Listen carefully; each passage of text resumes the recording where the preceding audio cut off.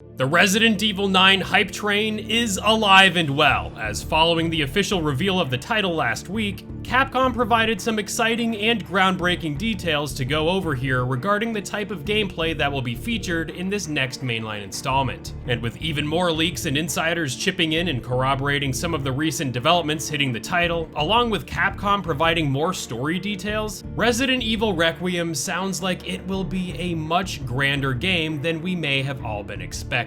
Us survival horror fans are eating like kings and queens right now, as not only do we have big games like Silent Hill F and Resident Evil 9 to look forward to within the next year, but just moments ago, a remake of the very first Silent Hill game being made by none other than Bloober Team, who worked on last year's Silent Hill 2 remake, was just announced. Absolutely epic if I say so myself. So if you're a fan of seeing this genre thriving in 2025 and beyond, be like Grace's mom and fire away at that like button and participate in my ongoing giveaway of this September's Silent Hill F. Don't worry, I'll be giving out a few copies of Resident Evil 9 once we get the pre-order information in the coming weeks and months. So for the time being, test your luck with my Silent Hill F giveaway by hitting the link in the description. Alright, let's get into the gameplay demo that some of the press and select influencers were able to experience at Summer Game Fest last weekend, as we recently got word of exactly what went down behind closed doors. You've probably heard some of this stuff before from other videos, so I'm gonna keep it somewhat brief here in this Cliff Notes version, but it's important to go over it as this essentially sets up some of the information that leakers and insiders are claiming, indicating that this 30-minute snippet of the game is just a mere tiny slice of the larger Resident Evil 9 pie. Starting off at the start of the demo, we take control of Grace Ashcroft, moments after this clip here in the trailer where she appears strapped to some sort of gurney in a location that many are claiming to be a sanitarium. Thanks to Eurogamer, we now know that this location is called Rhodes Hill Civic Care Center, as detailed here in these screenshots, which, interestingly enough, is mentioned in Resident Evil Outbreak File 2's Subway, as pointed out by Resident BioEvil on Twitter. This discovery is hugely important, as we can now infer that this location in the demo with Grace does in fact take place in Raccoon City. Just how much of the game will take place in and around Raccoon City is unclear, of course, but it's awesome to have this demo's location tied down, as this provides a better understanding of the importance Raccoon City plays in this game. Moving on, this 20 to 30 minute demo is said to feature stealth gameplay where Grace must navigate her way around a towering and very much horrifying hag-like persistent enemy as she tries to make her way out of the care center. This monster is the only real threat in this demo and is capable of reaching you through a variety of means, almost akin to the xenomorph in Alien Isolation, as the Mr. X-like enemy can break through walls, climb through holes in the ceiling, crawl around windows and walls, etc. The only thing that Grace was said to have in this brief demo was just a lighter, which provided only a tiny bit of light that was key to solving some of the puzzles necessary to escape the clutches of this mysterious monstrosity. Many who experienced this demo remarked how similar it was to the previous game's House Beneviento section, where we saw Ethan try to escape an escape room-like scenario as a massive fetus would hunt him down, with others drawing comparisons to Jack Baker tracking the player down in the early moments of Resident Evil 7. That's just a brief Cliff Notes version of the demo, with certain aspects we'll examine more carefully throughout later. But it's important to note the massive new feature Capcom confirmed to be implemented throughout the entirety of Resident Evil 9, with that being the ability to play in either the first or third person perspective, something that Dusk Golem last month hinted at in a post. That's right, both of these play perspectives can be toggled by accessing them within the settings menu, and is not a button toggle like what you may see in Bethesda's RPGs. More interestingly, those who experienced the demo confirm that, for this demo in particular, the first-person mode was not only the default one, but was shown in the settings as being the recommended perspective setting. Obviously, you can play the game however you want, so it's awesome to see the two options here, but what many are concerned about is the implementation of the third-person perspective, as Resident Evil 8 Gold Edition's third-person mode was quite zoomed up behind Ethan so as not to reveal the character's face. From those who played the demo at Summer Game Fest here, they said the camera was more akin to the recent Resident Evil 2, 3, and 4 remakes, where the camera was a comfortable distance away from the character but would transition to an over-the-shoulder format when aiming a weapon or examining items. Essentially, while most who played the demo agreed that the first-person perspective was the best fit for this demo, the third-person option was very respectfully done, as if it played just like the recent over-the-shoulder remakes. This is excellent news, as it appears that likely early on in development that Capcom wanted to make both of these modes completely viable option for the player, unlike Resident Evil 8, where clearly the first-person perspective was the sole perspective being worked on, with a more experimental third-person perspective being added on as a neat little extra in the game's re-release, according to series insider Dusk.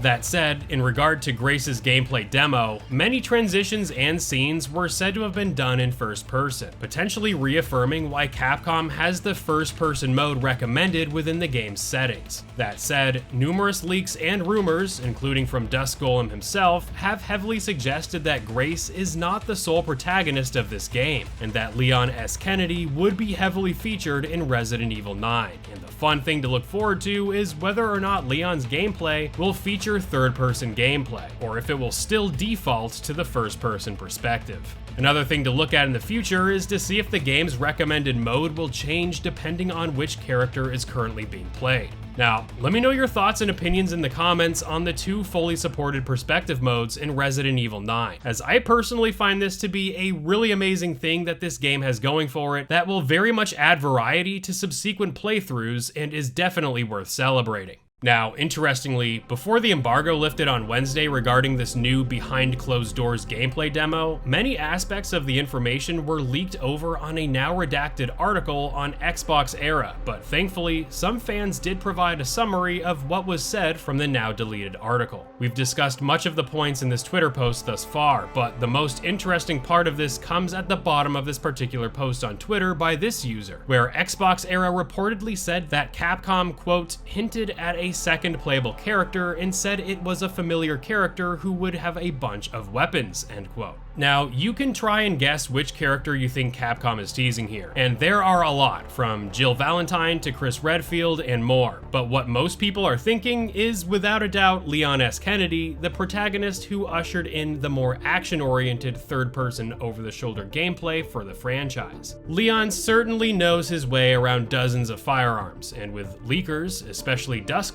claiming that Leon serves a major role in this game, I'd be inclined to anticipate someone like Leon to be in Resident Evil 9. In my previous video, I mentioned that Dusk believed that Leon would certainly bring more of that cinematic action to the game, but that the title overall placed a greater focus on survival horror this time, with the action toned down a bit. As we get closer to release, we will of course be getting a lot more information on this game, including at Gamescom this coming August. But one thing this demo really seems to have nailed was the embodiment of the game's title, Requiem. While Requiem is often associated with a music composition setting parts of a mass, especially in the Roman Catholic Church, Requiem has another, more applicable meaning to this title, where its other meaning states, quote, an act or token of remembrance. The gameplay in the demo appeared to be very reminiscent of the recent Resident Evil 7 and Resident Evil 8, with Jack Baker tormenting you throughout the Baker estate and the fetus in House Beneviento both being distant nods to the gameplay demo with Grace in Resident Evil 9.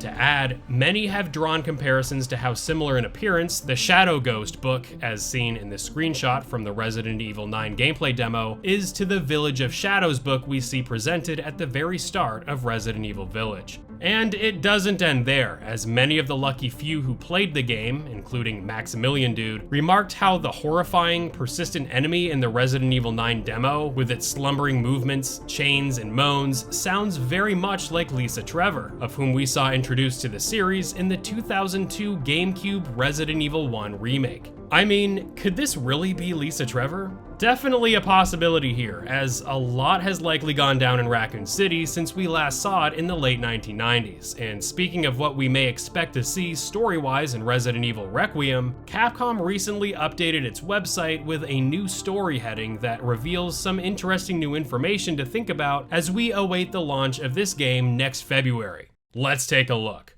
On Capcom's website, it starts with, "Everything is set in motion when a body, the victim of an unidentifiable disease, is discovered in an abandoned hotel. FBI analyst Grace Ashcroft is assigned to the case, but the crime scene is at the very same hotel where her mother died 8 years ago. Grace appears to finally face the past and makes her way to the scene, but this one case leads to uncovering the hidden truth behind the outbreak in Raccoon City, the biological disaster that shook the world. Will this be the Requiem that finally lays the memories of that abhorrent disaster to rest? Can you freaking wait for this game? I can't either, but right off, we see the proper use of Requiem here, all throughout this body of text, as not only do we see a return to Raccoon City as a major focal point of Resident Evil 9, but we also see Grace come face to face with a brutal reconciliation with her past, as she re-enters the scene of the crime that took her mother Alyssa's life 8 years ago. In a way, Requiem is an ode to all of Resident Evil, with a very brief demo heavily showcasing its ties to some of the most memorable moments of the recent Resident Evil 7 and Resident Evil 8, with Grace and Alyssa's link tying to Resident Evil Outbreak, to Raccoon City linking Resident Evils 2 and 3, and Outbreak to name a few. If indeed we see Leon come in as that second mysterious protagonist, then we see the links explored even further, with Resident Evil 2 of course, and Resident Evil 4 and 6 being thrown in there, and heck, Lisa Trevor? A serious nod back to where it all started at the Spencer Mansion in Resident Evil 1.